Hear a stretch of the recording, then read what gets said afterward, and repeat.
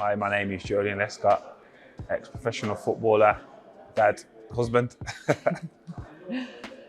Can you tell us about your time at Manchester City, your personal highlights here, and what it meant to be part of such a huge club? Yeah, I played for Manchester City between the years of 2009 and 2014. Lucky enough to be a part of the team and the squad and the club also to win their first trophy in I think it was 34 years, which was the FA Cup, and also the first Premier League and the beginning of the journey to the current reign in English football.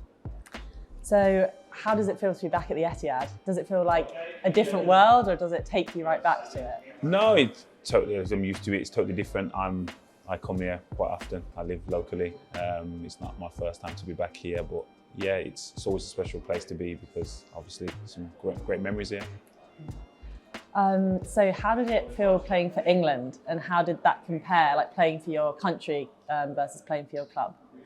Playing for England is a huge honour. It's something you dream about, and before you even realise you're going to be a professional, it's an ambition. And then obviously as you progress in your career, you tend to analyse how close you are to it, but to play for your country and represent England in tournaments was a huge honour for me and family as well. What was your personal highlight in playing for England? Personal highlight playing for England, I would say scoring. I was able to score a goal in a tournament, which again, some great players haven't been able to do. So to be able to look back when now it's all said and done and say that, yeah.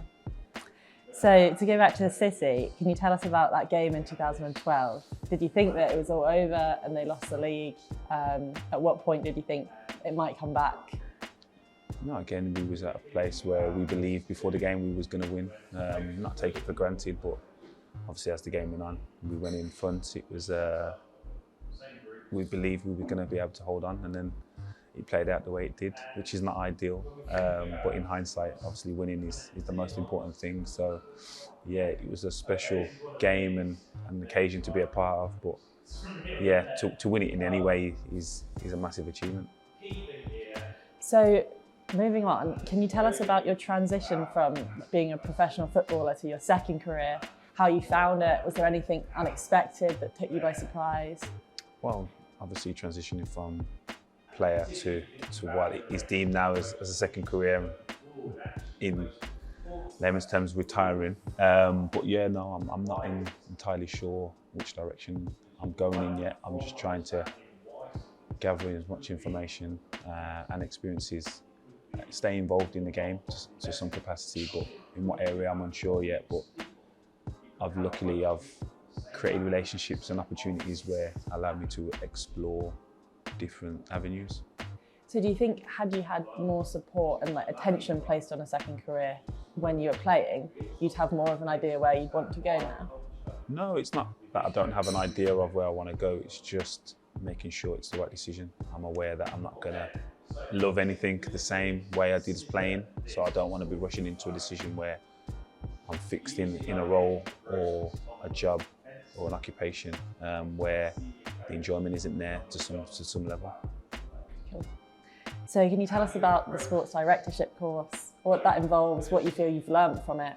Yeah, again, the Sporting Director course is something I looked at a couple of years ago, and it's something I'm excited about completing, hopefully. Obviously networking, learning things I have zero experience in, finance being one, managing budgets, but the biggest draw was the Masters, the fact that I potentially have a Masters degree. Having left school with no GCSEs is a massive draw for me, so that is a big plus. So how important do you think it is to gain an education, either alongside sport or like post-retiring?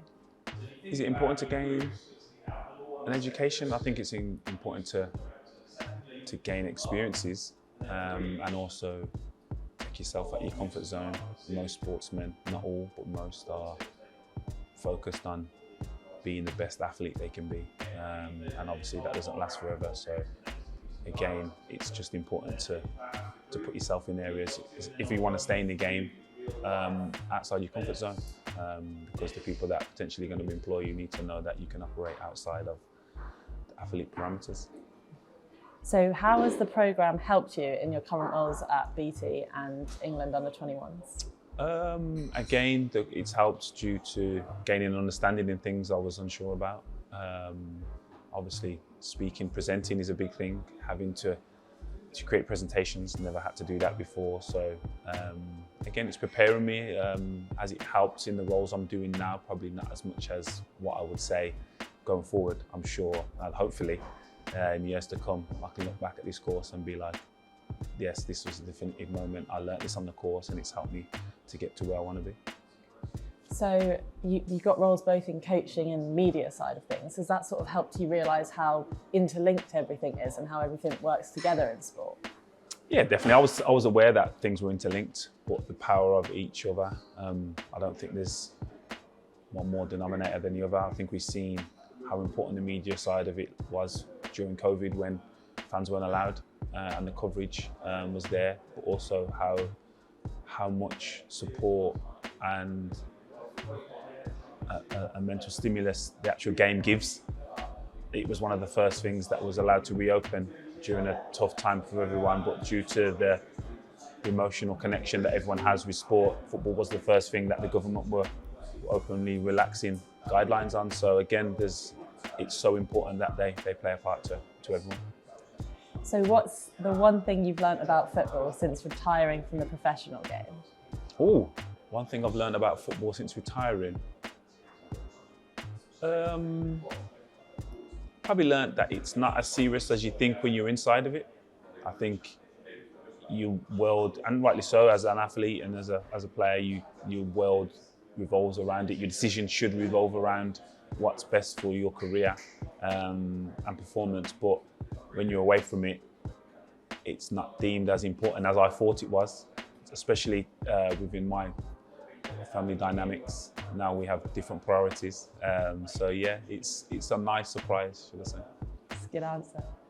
Lastly, what's the best piece of advice you've ever been given? The best piece of advice I've been given? One bit of advice? I honestly don't know. But the most relevant recently was to explore a multiple of avenues. Since retiring was, yes, get into media if possible, get into coaching. Obviously, admin side of it is if you want to go down there, try and get as many experiences as you want and you will find something that you gravitate to. So don't try to prioritize something before you've experienced it. Cool. Thank you so much. No problem. Thank you.